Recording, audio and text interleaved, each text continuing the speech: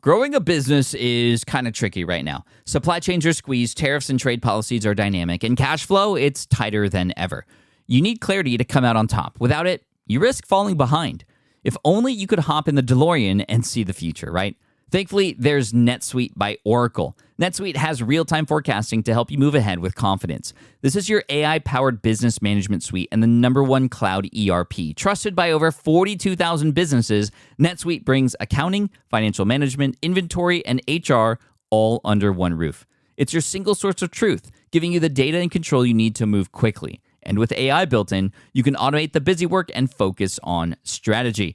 NetSuite helps you see what's stuck, what it's costing you, and how to pivot fast. If I were running a business with a lot of moving parts, I'd use NetSuite for full control over everything. Tame the chaos with NetSuite. If your revenues are at least in 7 figures, download the free ebook, Navigating Global Trade, 3 Insights for Leaders at netsuite.com/SPI. That's netsuite.com/SPI. Hey, I get it. You've worked really hard to build up your business, and it's doing great. So great that you need help now.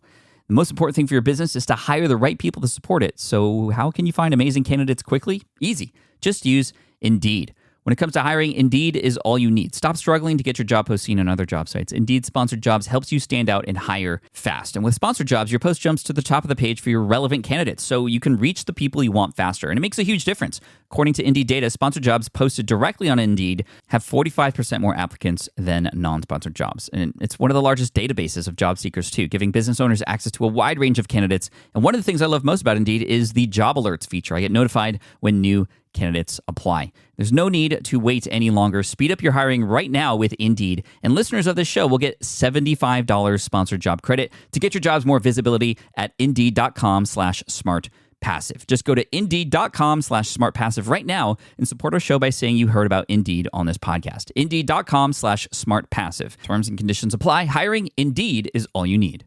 The perfect product launch. It's the goal for every brand marketer. High heat, fast sellout, and fans posting recipes like trophies. What do Sydney Sweeney's soap drop, Taylor Swift's tickets, and your next launch have in common?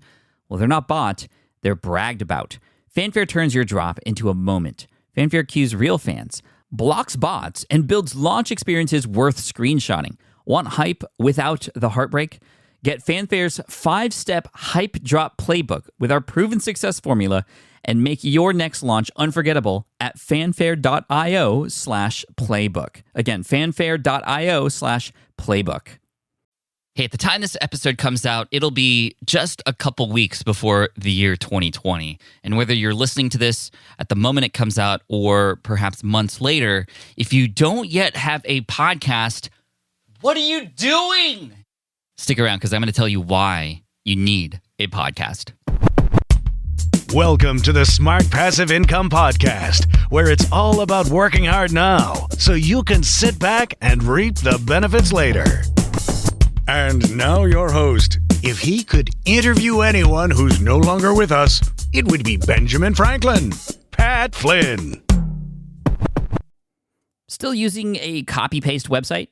Break the template trap with Framer. Whether you're overwhelmed by traditional site builders or frustrated with cookie-cutter designs, Framer gives you the freedom to create a site that's professional, polished, and uniquely yours. Framer is the design-first, no-code website builder that lets anyone ship a production-ready site in minutes. It's free to start, allowing you to browse hundreds of pixel-perfect templates or even design something on your own on a totally blank canvas.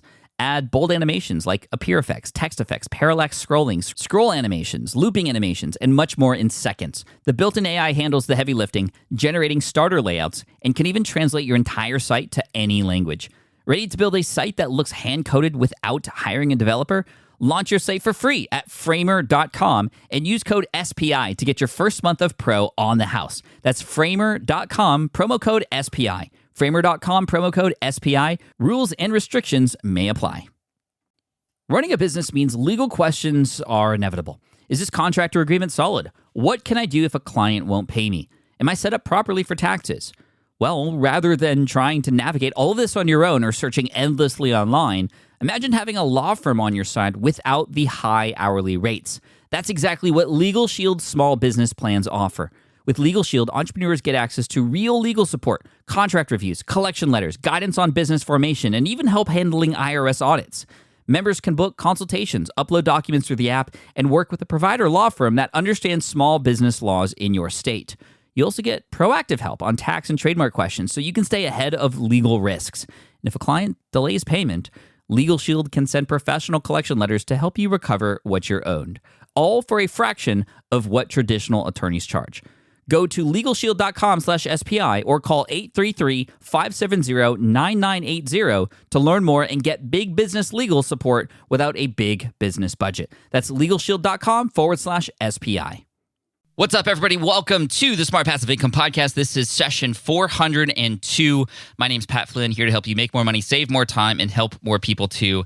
And if you haven't heard yet, you need to start a podcast. You're obviously listening to one and probably are subscribed to more than one show. If you are like most people, you are subscribed to anywhere between 5 to 10 different shows. One of the biggest objections people have when starting a podcast is, it's too saturated. It's going to be hard to compete, or somebody else is in the same space and they've had a podcast for a very long time. But hopefully you can even look at your podcast player and see that because you're subscribed to so many, you can realize that your potential subscriber could also be subscribed to several others already.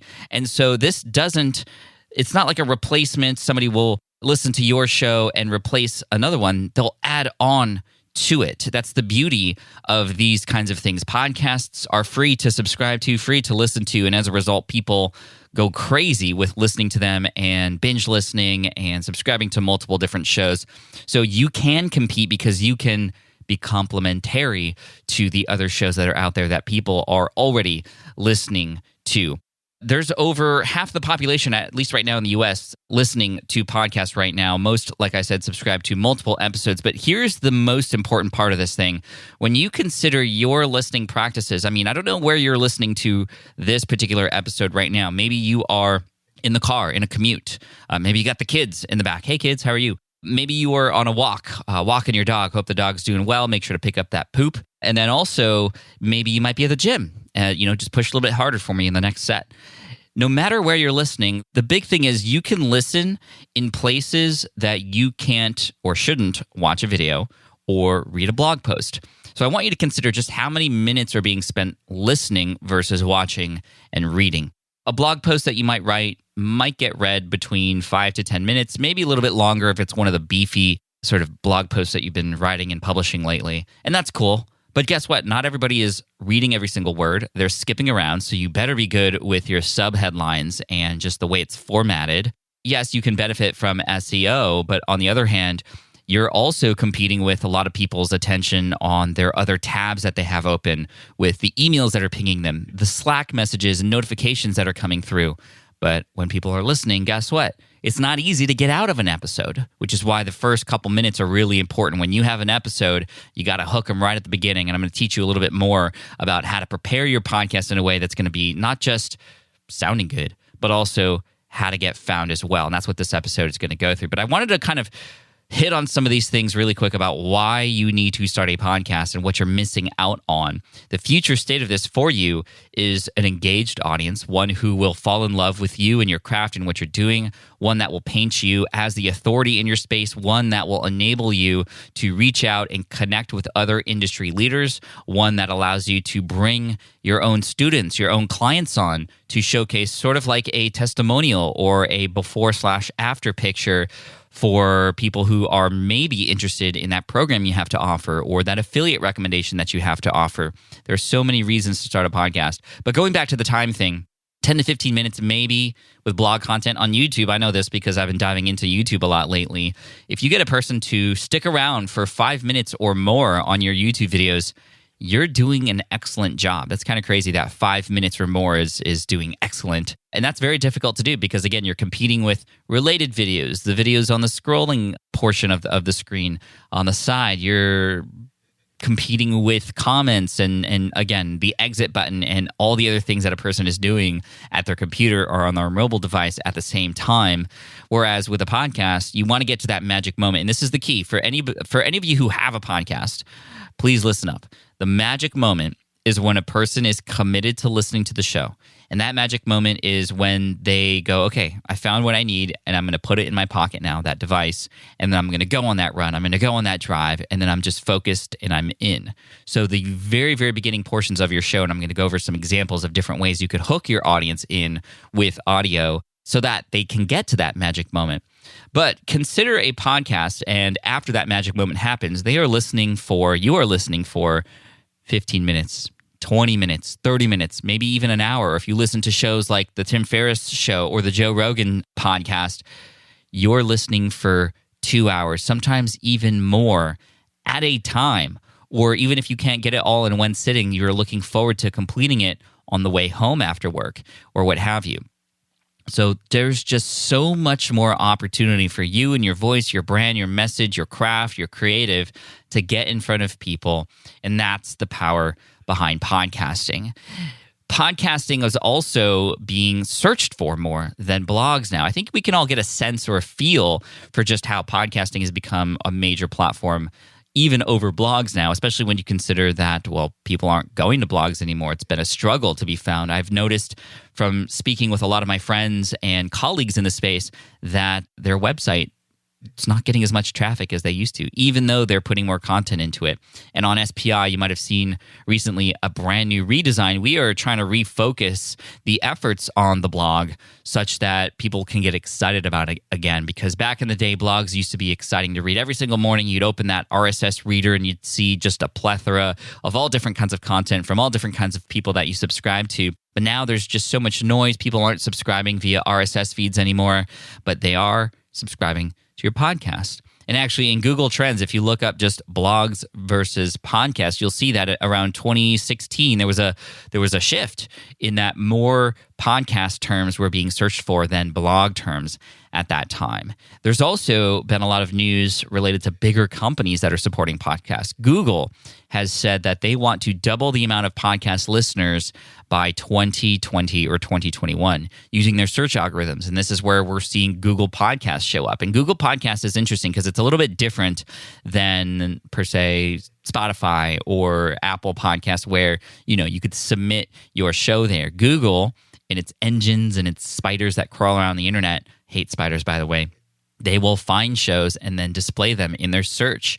They show up on Android devices now. You can even play podcasts through your search results. If you look up the Smart Passive Income podcast, for example, in Google, you'll see a button where you could literally play it right there. If you just look up blogging podcast, you'll see a row or an array of tiles at the top of the Google search with all different kinds of podcasts. And I think mine might show up there. I'm not exactly sure.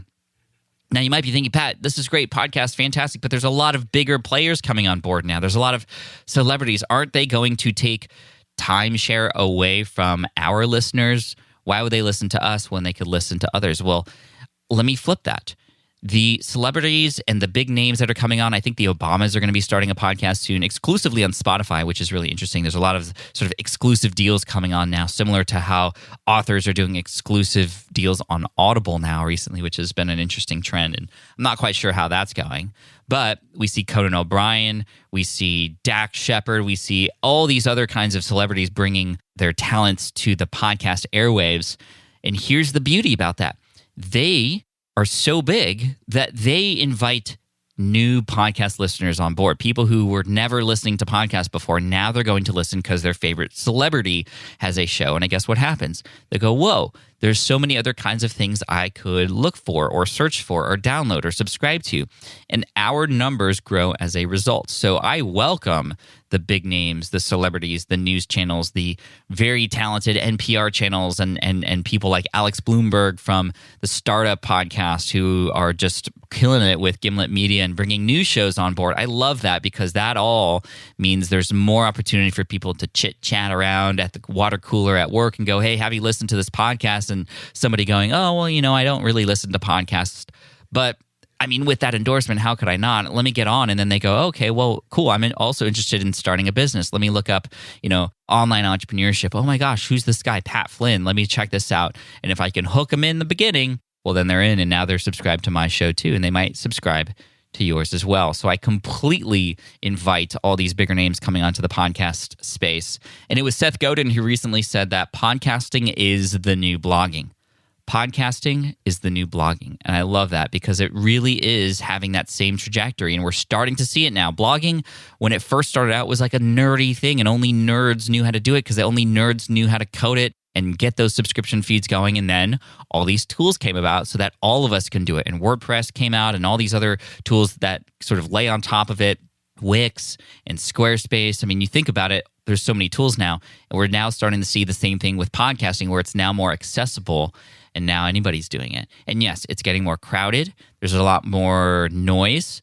But at the same time, when you create good stuff, it's amazing. The cream rises to the top. And if you can have a quality sounding show, if you can find your people will start to spread the word for you. Shows, podcasts. A lot of podcasts grow internally. The external part of growing your podcast is a little bit difficult. We're still in the early ages of this, which is why, again, I'm glad Google's coming on. But findability is a little bit more difficult. Yes, Apple will help you out a little bit with their new and noteworthy section, and perhaps if you rank your show, great, you get a lot of free exposure. There's a lot of other ways to grow your show. I teach a lot of those ways in a couple courses I actually have. Power Up Podcasting is one of them, which is for beginners.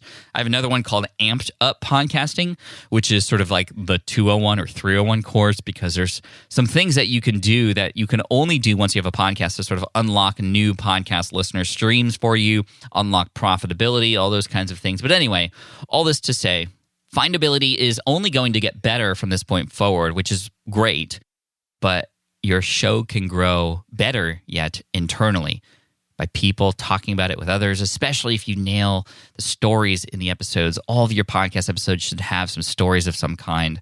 Your podcast episode can provide value and content that is memorable, that gets talked about at work or at the dinner table at home. And these are the kinds of things that get people to share your show and have it become not just a random person on the internet that finds your show, but a person through the endorsement of one of your listeners. And this is sort of along the same lines as what I talk about in Superfans. That's why podcasting, in my opinion, is the number one platform right now to build superfans, to grow your audience, to have that tribe and community. So before we get into some tactics and tips for you as you start your show, hopefully you are convinced that this is not just here to stay, but a growing platform. And of course, like with anything, if you can get in a little bit on the early side, you're going to be at a huge advantage. It was much like when I first started doing iPhone apps. I actually had an iPhone app company with my friend, and we started in 2009. Early on, before there were 100,000 apps, now there's millions. We were definitely at a huge advantage, and even though we didn't have the best apps in the world, we were still crushing it. We made over $1 million in revenue at that point, till we eventually let it go and realized that that was not a passion of ours. So we just kind of let that company dissolve. But we got in early, which is great. I got in early with blogging a little bit, with specifically creating content for architects trying to pass a particular exam. And that went really well. And then a bunch of other people came on board, and I still was able to outrank them and outcompete them. And I'm still, that website, greenexamacademy.com, still is alive today over a decade later with about 2 hours of work per year to keep it up. That's the passive part of it, which is amazing. Not everything is 100% passive. Nothing is 100% passive, but you can make it really, really passive, and you can remove yourself from the process quite a bit using these tools. And podcasting is a great way to do that because you can create that content once. You can tell that story. You can invite your students, your clients on. You can connect with that influencer or that guru or that expert in the space, and you can record it, and then it's out there in the world, always serving you, always serving your audience. And then hopefully you can even get to the point where, like I talk about in my advanced course, where those will then lead to emails, will then lead to a funnel, which then leads to people buying your course, buying your offer, becoming a client, becoming a student, what have you. Now, before we get into some tactics, I need to talk about some of the things that I know have been going through your mind related to starting a show if you haven't started a show already. Number one, you might be thinking, well, okay, Pat, I am not a great speaker. I'm not a great interviewer. I'm not good behind the microphone. You've probably even tried to record yourself at one point in time and have just realized that it's a big challenge.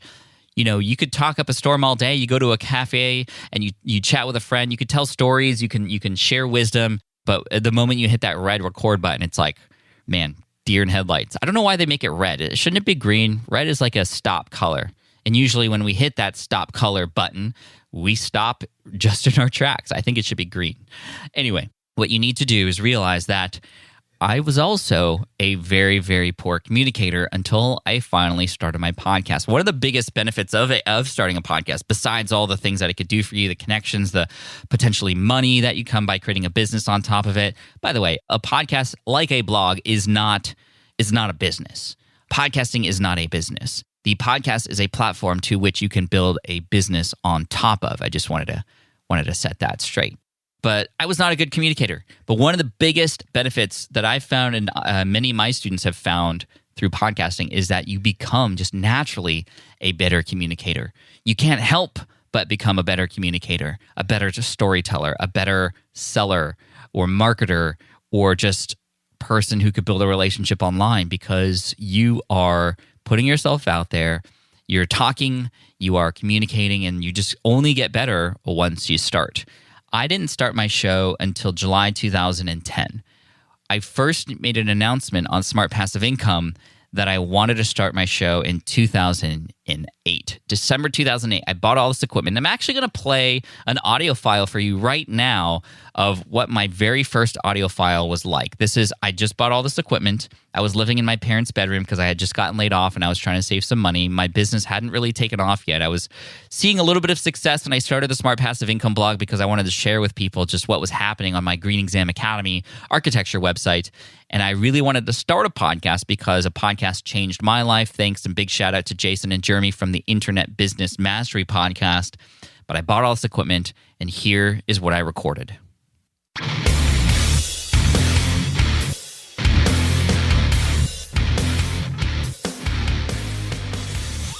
Hey everybody, this is Pat from the Smart Passive Income blog.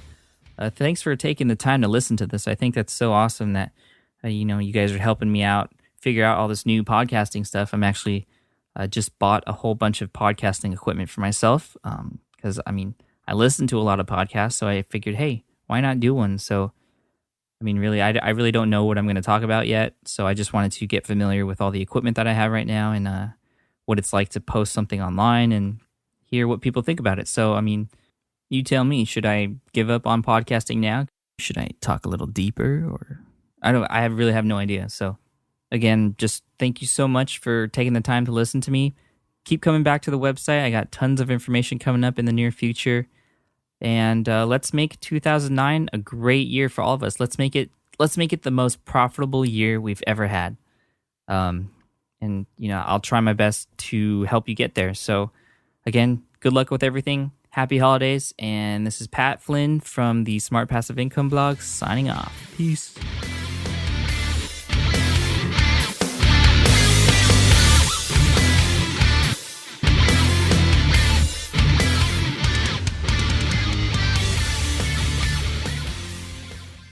Okay, so that happened. Man, every time I listen to that, I cringe. A lot of people go, Pat, that wasn't terrible, but hopefully you can tell the difference between where I started back in 2008 and where I am now. And it wasn't that long until I finally started to see some improvements in my communication. And like I said, this was December of 2008. A year and a half later, I finally published my first episode. And if I could go back in time in the DeLorean, I would go, Pat, just publish something, get it out there. And I remember recording my first episode, even in like April or May of 2010. Before my first episode came out, I recorded the first episode like 3 times. First time was just a mess. Second time, I scripted the entire thing. It took 2 days. I wrote out every single word because I was so afraid of missing what I was going to say. And I read it and I recorded it and I just put myself to sleep listening to it because it sounded so boring. It sounded like a lecture. And then finally, I just said, I'm just going to hit record. I'm going to make mistakes and I'm just going to put it out there. And worst case scenario, people might just continue reading the blog, and the opposite happened. Everybody fell in love with the show. I made some mistakes. It wasn't perfect, but I was only podcasting every other week. And then I went to a conference, and even though I was publishing 3 times a week on the blog, I was writing 3 times a week, publishing a podcast every other week, everybody was talking about the podcast. oh, I love that story about this, or that time you told me about that, or, that episode was great because, or that really resonated with me. And I'm like, okay, but what about the 3 blog posts that I wrote every week for the last few years? No, podcast this, podcast that. So I came back from that conference. It was New Media Expo, and I think this was 2012 or something, or 2011. I was just like, you know what? I got to flip the script. I got to podcast more and blog less. And then I added a second podcast in 2014. And now I've recorded over 1,400 episodes. I've amassed over 65 million downloads across 5 different shows now, including one with my son, All of Your Beeswax. We are in the middle of recording season 2 now. He's just have had other interests since then, but we're going to get back into it, especially over Christmas break. And hopefully that'll come out in 2020, season 2. But as you can see, if I could do it, you can do it. My son's doing it, and so many other people. And I'm just very, very proud of especially the thousands of students who have gone through Power Up Podcasting and have put in their show in the student directory and have just been crushing it. Everybody who has just recently launched their podcast. I know we did a big push earlier in the year to hopefully get everybody up and running before 2020. And if you were able to do that, congratulations. But it's not too late. If you want to get started with your show, yes, you might not be able to get it up before 2020. I actually wouldn't recommend that by the time you're listening to this. But you can get it up within 3 weeks to a month and even have it at the beginning of the year. Or if you're listening to this in the future, you don't have to wait months, if not a year and a half now. You can get it up in about a month. And I would recommend that, even if, technically you can get through my course and have it up and running in a week, but I would recommend 3 to 4 weeks so that you can build buzz for it. There's a lot of marketing strategies that I teach in the course, and that's sort of my unique selling proposition, my unique special sauce in the podcasting space is the marketability of your show and how to get it found and how to get people to share it and get more listens and that sort of stuff. But all this to say, you don't have to be perfect. You shouldn't. You just need to get it out there, and it can help improve your communication, and you can learn how to tell better stories. You can learn how to craft amazing interviews over time. You just need to get it out there. Every day you don't have it out there is a potential opportunity missed with a person who could one day become a super fan. And you've been waiting, now is the time. And if you want to get started, I actually have something free for you, the podcast cheat sheet. This is something that I created. Actually, we came out with a new version recently, and it walks you through everything you need to know from start to finish to get your show up and running. And it's just a checklist of all the little things you have to check off along the way. And it's not just a single page. There's a few things on there, but it walks you through that process so you don't miss a beat, you don't miss a step. So if you want to check that out, just go to smartpassiveincome.com/podcast cheat sheet, all one word. smartpassiveincome.com/podcast cheat sheet. You could download that and get access to it, and hopefully it'll help you out. Now, let's talk about some of the other things that I know are likely going through your mind. You might be thinking, Pat, I need to podcast in a big niche. I'm in a small niche. I'm very specialized. There's no way, or how could I possibly reach the masses like I need to? First of all, you don't need to have millions of downloads to have an amazing impact on your brand. You just need to put yourself out there and step up with your voice. That's really what this is, stepping up with your voice to become that leader. And if you are in a more niched area, actually you are at a huge advantage because you likely don't need as many listeners to break through and become the industry leader. I want to give a big shout out to Phil Lichenberger, who is the owner of Scanner School. Everything you want to know about the scanner radio hobby.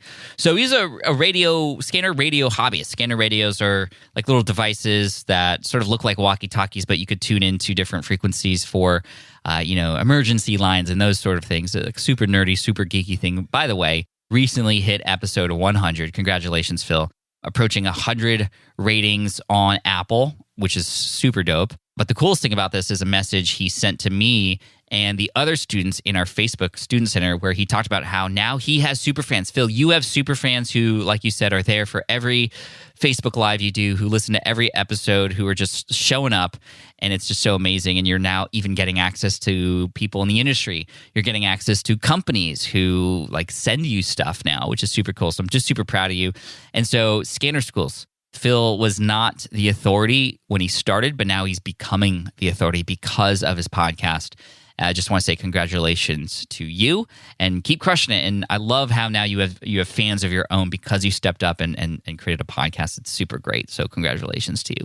So no, you don't have to be in a huge niche to succeed. Actually, you benefit from starting smaller. You can have tighter connections with your group of people, your tribe, your family, your subscribers, followers, customers, your super fans. You have the ability to even complement the bigger brands out there. If you have a specialty, a specialization, you are more able to create a complementary podcast to somebody else who might be a little bit bigger, thus even potentially getting invited on those shows as a guest because you have a specialty within their bigger space, and you can start to attract people with crowds of people that already exist in a more general sense. So if you are, for example, a dog trainer, you might be going, oh man, there's a lot of other dog trainers out there. What should I do? Well, what's your specialty? This is actually a true life story. Somebody who I'd once interviewed on Ask Pat, we found out that her specialty was training very vicious, very violent dogs.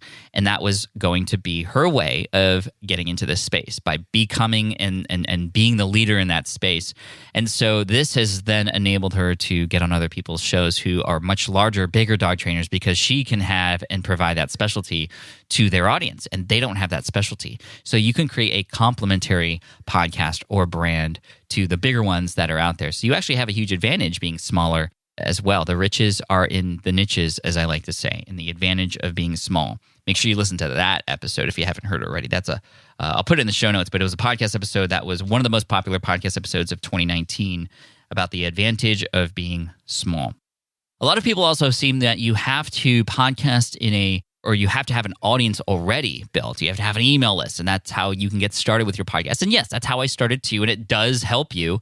But no, you can start a podcast from scratch with zero connections, zero email list, zero following, and use the podcast to build those things, to build that attraction getting tool for you. And I want to give a shout out to Sophie Walker. She sent me a message the other day she continues to blow my mind. She started her podcast from scratch, no email list, no subscribers. Her podcast is called Australian Birth Stories, and she interviews mums, M-U-M, because she's in Australia, about their birthing story or their pregnancy story. And many, many, many other moms are listening in because they get encouraged. They get they feel like they're not alone, and they can hear stories and learn from them and get encouraged. Oh my gosh, I think she's well over 1 million downloads now and is growing her email list. I even recently heard that there was an agency or some organization that has made listening to her podcast a requirement or a way to get, I think, credits towards something. I can't remember exactly, but she's crushing it. And her show had become at one point the #1 podcast in kids and family. She keeps updating me on some of the numbers, and I'm just super proud of her. So, Sophie, if you're listening to this, keep up the great work and way to get started, even from scratch. You can do this. And several people who are coming into my podcasting course are starting so that they can build that audience and then build a business on top of that. Just so great. And a big shout out also to Melissa Monti, who actually had come to one of our podcasting workshops in San Diego. And she started her show, Mind Love, and is now just on this amazing trajectory, speaking on stages, probably going to write a book one day, if not already. And just, it's her business now. She's getting sponsorships. She's getting just building her business around the podcast that she started, again, from scratch. This can happen to you too, people, and I want to help you. So as we finish up here, just one more thing that I wanted to talk about. A lot of people assume that you have to have loads of listeners to monetize your show, and that's not the case. Perhaps if you want to start with sponsorships and advertising, you need a load of listeners because those advertisers want downloads. They want to see that you have people on the other end. But I think a lot of advertisers are now realizing that the connection that you can build with your listeners is so strong that you don't need those huge numbers anymore. They just want to know you have quality listeners, targeted listeners in the space, which is why another benefit of the riches in the niches. But even if you're starting out and you don't have those large numbers yet and you don't have access to advertisers or sponsors, there's several other different kinds of ways that you can monetize. You can monetize through affiliate marketing, so recommending products. And I would actually recommend doing that from day one of your show. You can have affiliate recommendations. Make sure you fully disclose that those are affiliate recommendations, and you do get compensated for that. But if you can provide value and share the tools that you use, I mean, you can get compensated on day one. It's not going to be a lot at the start, but as your show continues to grow, as your listenership continues to hockey stick, you can have people going back to those earlier episodes, and you've planted those seeds now, which can now sort of pay you back in the future, which is really amazing. And that's the passive part of this. You're putting in the hard work now to reap in the benefits later. You can monetize through selling your own stuff, your own programs, your own physical products, your own coaching programs. You can get students coming in. You can monetize by selling people into an event. My good friend, best friend, Chris Ducker and I, that's how we monetized our one-day business breakthrough podcast when we were doing that back in the day when we connected more often and were able to meet more in person and hold events in person. We did little 25 to 30-person mastermind groups that we sold just from our podcast alone, and that worked out really well. Or you can even monetize through a model called Patreon. And I've interviewed the founder, Jack Conte, of Patreon. And a lot of podcasters are making money through Patreon now, which is a model. It's more like PBS, paid for by viewers like you type of thing, where your fans can sort of contribute monthly or annually to just support you. That's outside of advertising and sponsorships. And maybe you give them something else back in return. So anyway, so many things here. I know that perhaps this has juiced you up to get started. And if you want to get started, I would recommend that you check out my podcast cheat sheet. It's going to get you in just to know all the things that it's going to take and just walk you through step by step that process in checklist format. So if you go to smartpassiveincome.com/podcast cheat sheet, that will take you to a place where you can just put in your name and best email. That way I can send that to you immediately. You can read that over during break or for the next week or so. Then you can get your show started. And I have obviously additional resources to help you if you need it too, which you'll learn about a little bit later. But if you are a student of Power Up Podcasting, thank you for committing, for getting started, for getting your show out there, and ultimately helping people. That's why we're doing this, because we want to serve others. And as I always say, your earnings are a byproduct of how well you serve your audience. And hopefully I've served you today. And Team Flynn, as we close in on the year here, I just want to say, if you're making a podcast, a goal for you in 2020, I'm here to serve you. Go to smartpassiveincome.com/podcast cheat sheet, all one word, /podcast cheat sheet. And I'm there to help you out. And I look forward to hearing your show and seeing your show right alongside mine up in Apple Podcasts and Google, Spotify, and all the other directories that are going to come out in the future too. Looking forward to seeing what it does for you, and just so proud of all of you. And enjoy the holidays. Stay safe. And thanks for listening to the show. I appreciate you. Please subscribe if you haven't already. And one more time, smartpassiveincome.com/podcast cheat sheet. Cheers. Thanks so much. And Team Flynn for the win. All the best. Thanks for listening to the Smart Passive Income Podcast at www.smartpassiveincome.com.